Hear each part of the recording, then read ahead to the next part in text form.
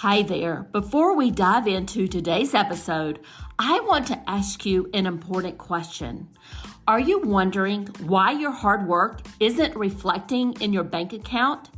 If so, I've got something that could change the game for you. With my Digital Product Accelerator one-on-one coaching program, I'm on a mission to help entrepreneurs like you bank consistent revenue without sacrificing your time or sanity. Imagine shifting from 90% client-facing work to enjoying consistent revenue from your digital products, all while reclaiming your time. You already know that you don't need another course, and a one-size-fits-all approach isn't going to cut it. What you need is a strategic, long-term plan tailored just for you.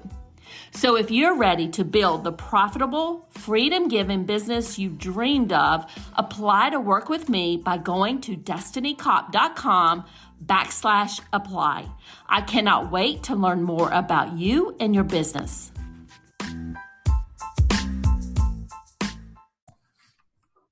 Welcome to the Course Creators MBA podcast. I'm your host, Destiny Cop.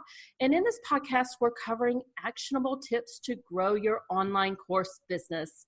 And I'm very excited to be here today with Emily, and we're going to be talking about how to turn your social media into a book. Emily, thanks so much for joining us today. Could you tell us a little bit more about you and your journey and how you got to where you are today? Yes, Destiny, first, thank you so much for having me. I have learned so much from you in the past year, and it's just an honor and an excitement to be here. So yes, I have always been teaching, and so it's been a really fun journey for me. I was an elementary school teacher, a high school teacher, and even a preschool teacher before I became a full-time author coach. And so I'd always written my whole life. I'd always published my whole life. But yeah, I made the leap, and now I'm coaching people one-on-one and creating courses on how to make a book. And so my heart and soul is just so with your audience, because we're all in this together, taking these different ideas and making courses and teaching in new ways. And so yes, in the past few years that I've been in business, what I've really focused on are spiritual ways and just kind of open-minded new ways, using energy, using yoga to focus your attention and write the book you're meant to write. Really put that work that you've always wanted to do, that you've always felt in your life purpose to do, put it out into the world. And so recently, I launched a course, a very simple self-study course on how you can use your social media to create a book, because I noticed so many people, the biggest obstacle to writing a book was time. And so people spend so much of their time, especially people doing courses and who have their own personal brand and personal business. They're getting on social media every single day and posting and growing their audience. And then they have a harder time getting away to find the time to create that larger course or that larger book. And so I found a system where you can really outline your book and then make sure that the posts and the work you're doing contributes to your larger idea, contributes to that larger journey of a full course or a full book. And it's just been so much fun. There are so many advantages, and people are doing the course, and I'm also applying it to my coaching. So yeah, that, I suppose that's the arc of the journey. Yeah, well, I love what you're doing. And you mentioned so many good points there. One being, so many course creators, they want to, write a book. Obviously, it helps build their expertise into the market, but it's just a time thing. But they have all this content out there. So I love what you're doing and how you can walk people through the process of taking content that they've already created and, pull that in to launch their book. So I absolutely love that. Thanks. So I have some questions for you, and, just kind of, answer them the way you feel best. But first question is, why are Instagram and Facebook particularly good platforms for authors? How can they use them? And how can course creators use them to, launch their next book? So I found, because I'm working with a lot of authors, and so we spread out across different platforms. That's a fun thing about being a coach, is that you're not just testing it with your own work, but you have 20 or so other people using the ideas and testing them out. And so I really started to focus in on Instagram and Facebook with my techniques, because I'll start with Instagram. So there's a growing audience. Right now there are about 1 billion people on Instagram and more than 1 billion people on Facebook.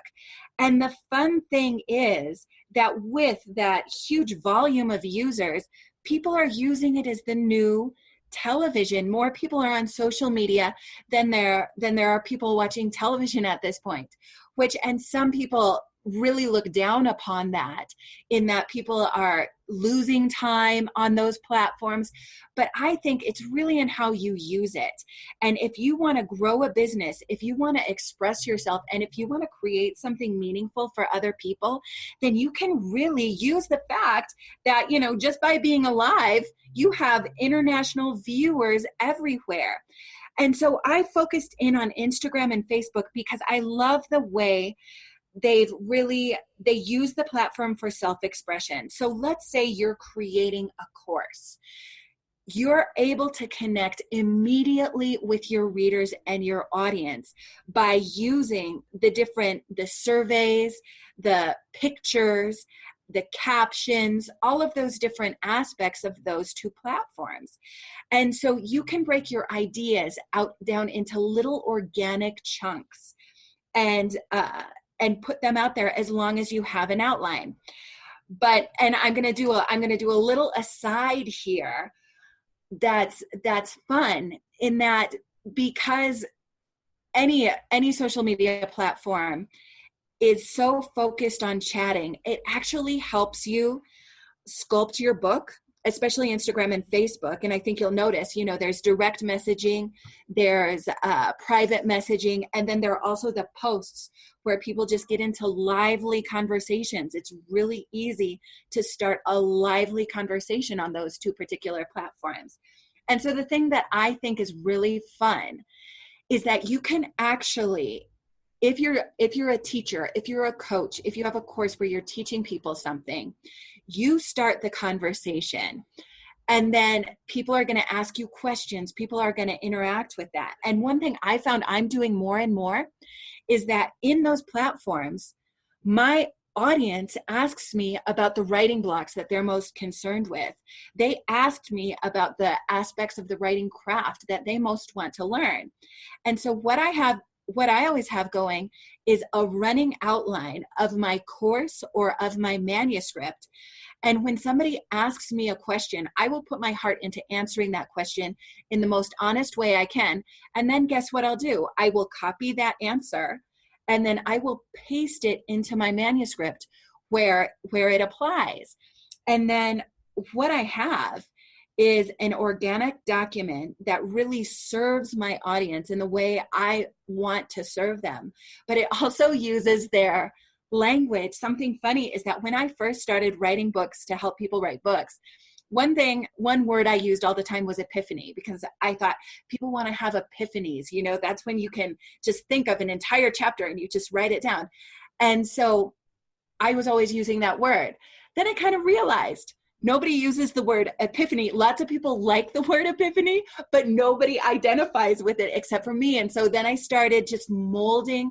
I still talk about the same content, and I still talk about the same stuff.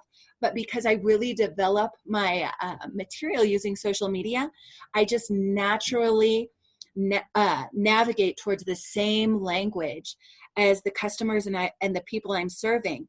And so it makes a really fun journey where my audience is building the entire time. And then the course or book that I've created is just right into their hands, because I've created it using the conversations that I have with them. So I had a lot of aha moments as you Awesome. were Awesome. going through that. So, in what I've been doing, I take, blog content or podcast content, right? And then use that and repurpose that on social media. But you're actually kind of doing it the other way, where you're taking what you've posted on Instagram or Facebook, but most importantly, the conversations that you're having with your ideal customer, and using that to make your book. Or you can use that, honestly, you could use that anywhere, right? You could even use it for ad copy, or any Absolutely. type of copy that you're doing. But what you came up with is just absolutely brilliant, because it helps you speak the language of your ideal client. And that is so good, Emily. Thank you so much. Yeah. And just a little add on there that's fun is that you want to make sure that you have the clarity. Really, the only difference is that if you're building something bigger, yes, you use it in copy, but as long as you have a place to put it, because creating that outline first is a really fun thing to do there, because then you're collecting it, and it makes you be more organized, and it makes you put your heart into it, because it is multi-purpose. And then what you have is kind of a scrappy document with just a bunch of notes. And so then as you sculpt it into a blog, that's taking the idea to the next step and building it out into a longer form. And then finally what you do is you sit down with that draft of blogs and notes, and then you put it all together. So yes, absolutely, it's so much fun. So tell me a little bit more about the outline. And you've created courses before, so you're familiar with them. Is it similar to create an outline for a book as you would for a course, or is there some nuances there that you need to keep in mind? Well, and I think this is good, because this is really the difference between your blogging and social media and your paid content. So this is a distinction that I go into in detail in the course, but I'm really going to lay it out here. So when somebody is consuming your social media, you don't want to have an outline that starts from start to finish in your Instagram feed or your Facebook page, because then people are going to get confused. They're going to feel like they're walking into your social media in the middle of a conversation and they missed the first part of it. So when we're talking about an outline, when people follow you or when people subscribe to your email list and your blog, they're expecting samples. They're expecting tidbits of information, and you need to give that to them. Otherwise, they're going to get confused. And if somebody didn't start talking to you in, January of 2015, well, they've missed out because they missed the beginning of the sequence, right? And so that's why it's important to pop things in different moments. So I have a detailed, description of outlining. I'll give you the gist of it quickly. First, you want to think of where your person is at the beginning of the course, as all good marketers do, that you have a wonderful description of that in your material, in your courses, where at the beginning of the journey, where is your person at, your reader, your student at the beginning of this journey. I like to think of them as sitting down in the self-help aisle of Barnes and Noble, just a little bit distraught, really needing help. You picture where they are at the beginning of the journey, and then you think of where they are at the end of the journey. Where do you want to take them? Where do you want, how do you want them to feel as they read the conclusion of your book? And so you go from there to there, and then you just think up the steps in between. You give yourself the number 5, and then you challenge yourself to think of 5 steps or 8 steps, and you just clarify. So that's my quick and easy outlining tool. There are a lot of nuances that go into that. You might be taking somebody on the hero's journey, or you might be taking them on what I taught in school was always Freytag's pyramid. So there are different story structures as you take somebody through a course or a transformative journey. There are different details, but in your basic outline, you want to say where are they at the beginning, where are they at the end, and then you take them through steps. Now that journey, that outline are people who choose you as their course leader, as their teacher, as their guru. And they choose you by paying. They're saying, okay, this woman knows what she's talking about. This man knows what he's talking about. I'm going to put my money on this person, and I'm going to take their course start to finish. That's your paid material. And so the difference is social media, they're just there for the hors d'oeuvres. They just want to sample it. And it's important that you give them what they're expecting. And so the way that I do social media to a book is that I create the outline ahead of time, and then I sprinkle that outline throughout my content calendar. So different things come up at different times. And that way, nobody is ever missing out on anything. The little ideas you can consume in a moment the way social media is meant to be consumed. And then if people like the samples, then they say, I want to take her course. I'm going to buy her book.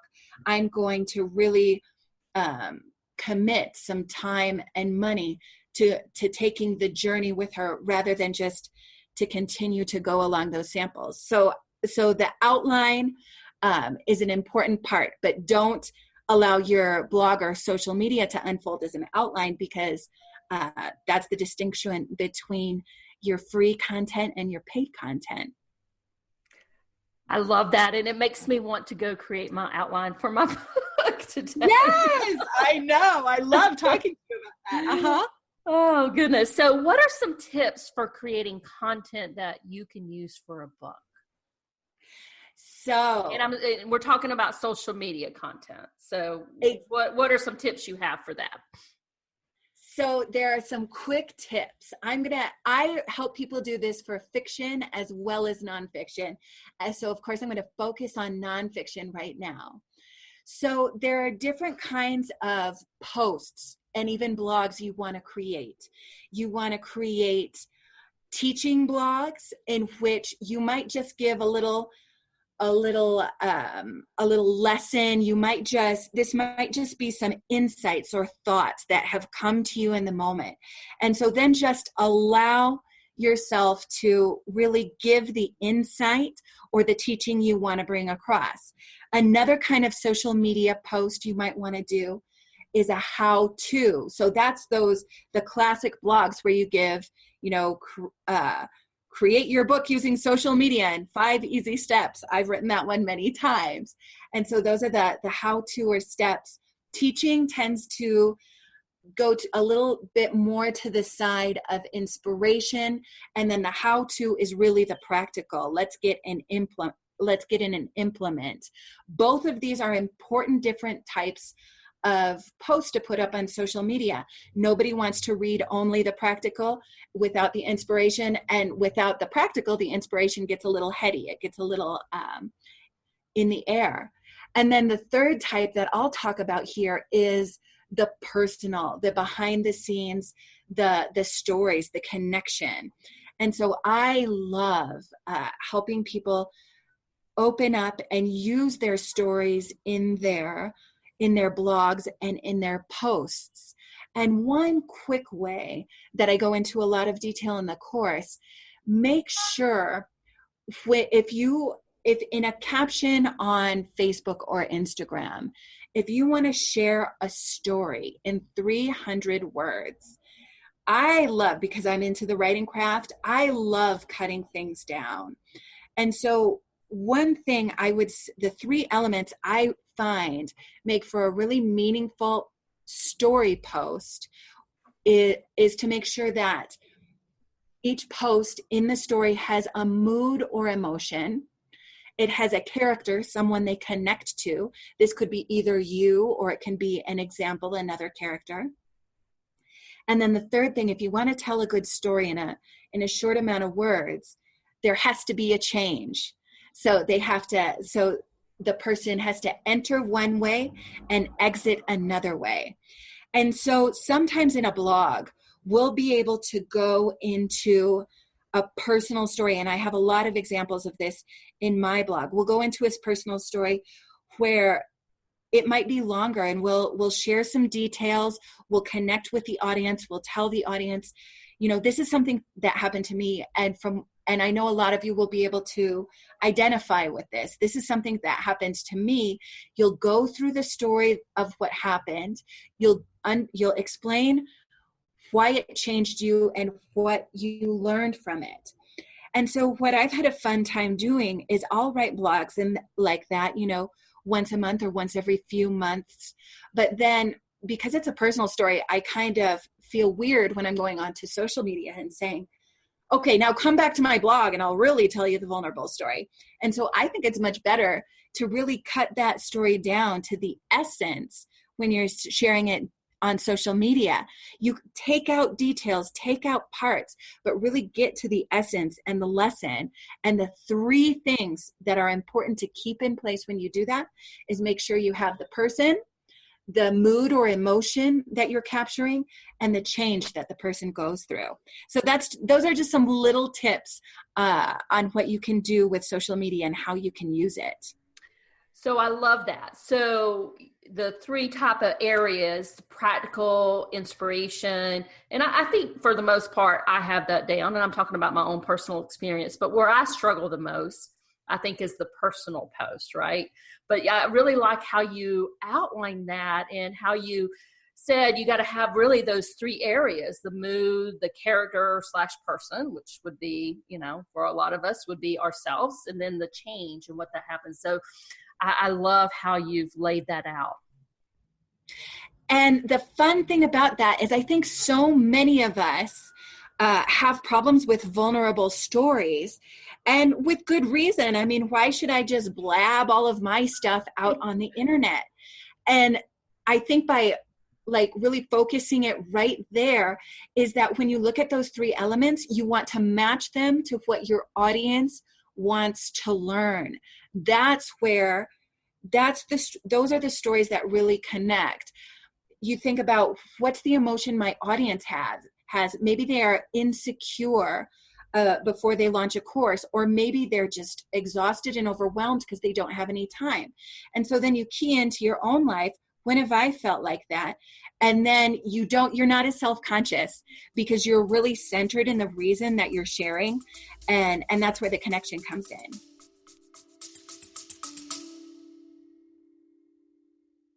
Hey there, Destiny here, and I'm the host of the Creators MBA podcast. And this episode is brought to you by HelloContent.shop, your go-to destination for content creation in your online digital product business. I understand how busy you are as an online business owner. I am right there with you. And that is why I have filled our Hello Content Shopify store with low-cost digital products that you can use as a lead magnet or part of your paid programs like your online courses or memberships. We also have marketing templates like email swipe files and social media templates designed to save you time and money. So whether you're looking to streamline your content strategy, enhance your digital products, or just save some precious time, I've got you covered, my friend. Now visit the HelloContent.shop today and take the first step towards effortless content creation. Great information. Let me ask you a question about kind of the caption. So what's the best way to fit a story into the caption of a post? So what are some tips and suggestions you have on doing that? Just kind of take this conversation a little bit further. Yeah. And well, on my Instagram, there are certain places where I do that. There's one particular one. If you go to my Instagram and you see a big red angel, that would be a good example of just a quick story post. And I think the other thing is, you don't have to just share vulnerable stories. You can share just fun stories. And so I call that my angel post. And sometimes I direct people's attention back to that, so I can just show a personal example. And so the tip there is, you can tell a story in a single sentence. You can tell a story in 3 paragraphs. as long as it has those certain elements where you're connecting with your audience's emotion. And an extra tip there is you can start it out with a sentence like, have you ever felt really insecure when you're about to put yourself out there? And then that first line, we see that the emotion that we're going to share in that post is going to be the emotion of insecurity. And by connecting, like really consciously connecting with your audience by asking them if they've ever felt that way, now they know how it's relevant to them. And they're keyed right into the post. So then you go into a story. I remember when I was launching for the first time, one of my stories is I was getting sick. My eyes got really red. I got a little bit of pink eye just before I did that launch. You knew that when I did my first launch for my first course. And so I kind of made a joke about it. I was so nervous that I was working really hard and I got sick. And then all of a sudden I realized I was going to have to do my videos with kind of red swollen eyes. And so then you've brought people into a place where you're telling your personal story, but you're saying, I felt this way as well. And then you go through, so I'm the character, I'm having this emotion of insecurity and stress before a launch. I've been there too. And then you go through the change. So I realized that no matter how much resistance I was going through, both emotionally and physically, I was just going to give myself the space I needed. And where I'd been rushing myself and working myself too hard before, that experience with pink eye and antibiotics and all the good stuff, that made me slow down and realize everything I've created, and that no matter what, this course deserves the time and space to do it right, to not rush it, and to be able to connect in the way I want. So I made the personal decision to just give myself another week to get everything out there. And then everything flew smoothly. And so then that's the change from being kind of a stressed out person who's really pressing herself to time, to just realize that I'm not in control of the universe, and to take a little break. And so that's the way you can kind of put out those elements in order. Make sure that you're addressing the audience that those stories are relevant to. Go into and tell some of the imperfections and the things that have happened in your life, and then how you dealt with them so they feel less alone. So I love all that. Your tips on how to incorporate those stories on social media are really great. Would you suggest that we would also incorporate those stories into our book? Yes. Okay. So this is the fun part.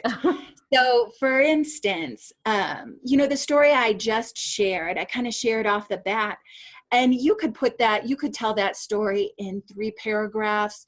You could tell that story fairly quickly. But so when you share it on social media or a podcast as is, because I don't think I've shared that story before, except when it was happening, because I had to let everybody know why everything was running late. But, I haven't really used that in retrospect ever. So then you tell it in a fast, off the cuff way when you're sharing it in social media. And then when you're going into a book, that's where you get to really do the second draft. You look even deeper into the meaning, you fill in the deep details. Then, I could tell that as an anecdote. I would tell it better. I would give some telling details. I'd put some, objects in there, like a real rough and tough description of my eyes at that point. And then I might connect it to a how-to blog. So the moral of that anecdote is we all go through resistance. Don't meet resistance with more resistance. If you're already sick, don't stress yourself out more. Do whatever you can to give yourself that pillow, give yourself that time. It's going to be okay in the end, even if you think it's not going to be okay. We've all been there. We all have these stories, and we make it through. And so then after I tell the little anecdote in the book, I would connect it to the how-to blog, which might be how to work through resistance during stressful times, or something like that. And another fun thing I'm going to add on there is that when I shared that story a moment ago, the stakes are fairly low. I'm communicating with other people, but I'm just sharing it. And so that way, when you're writing your book, you're not thinking, oh my gosh, I have all this material from my life that I'm piling up in this secret manuscript and nobody's ever seen it. The fun thing about sharing these stories and testing out material in podcasts, etc., is that you're starting to connect with people while the stakes are still low. I just tested that out in social media or wherever, and then I see the response. And so by connecting with people, by just putting out things one at a time, you're not building up a manuscript. You're not making yourself nervous. What if nobody likes this? You know what's connecting and what's not connecting.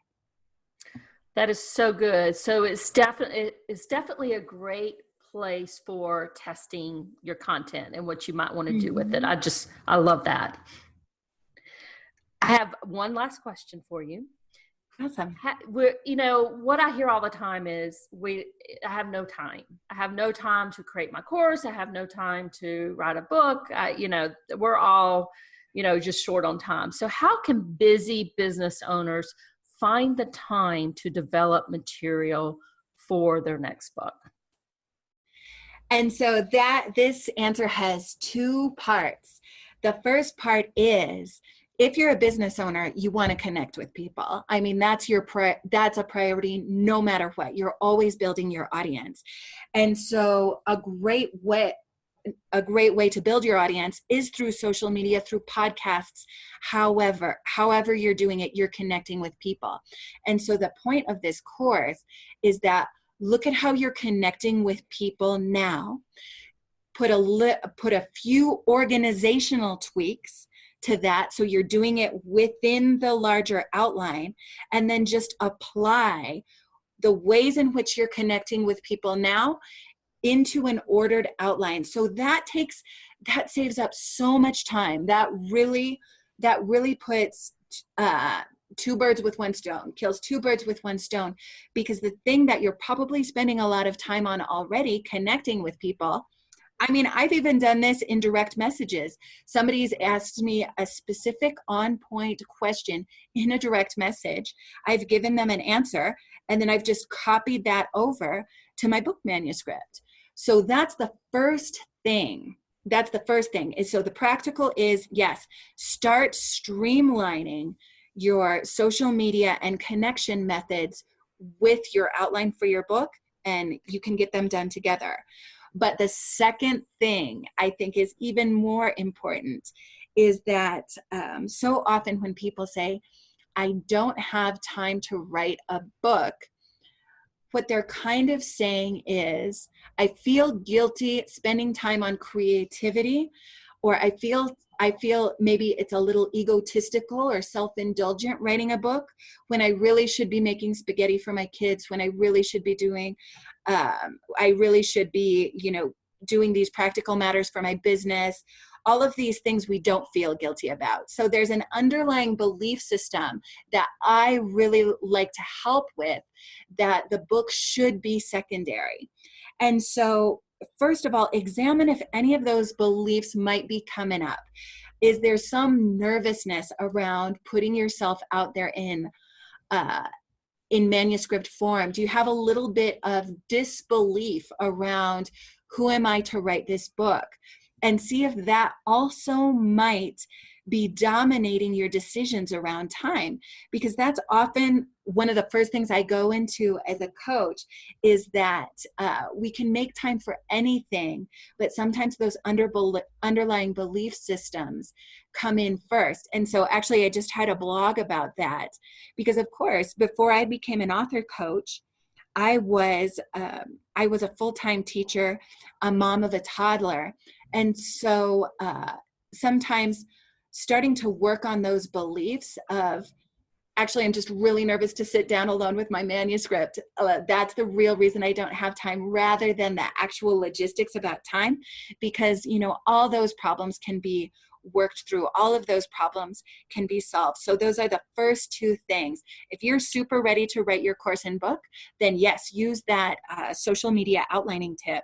But if there are underlying beliefs where every time you sit down with a manuscript, you feel guilty about all the other things you need to do, then yeah, just talk to me, because I'm really good at kind of massaging those out, so you can see why it's important to develop yourself creatively, develop yourself as an author, develop the way you can serve people in long form as a book, because people really do need the depth of what you can create through a book, not just you're not just here to do those little everyday tasks that tend to take up our time.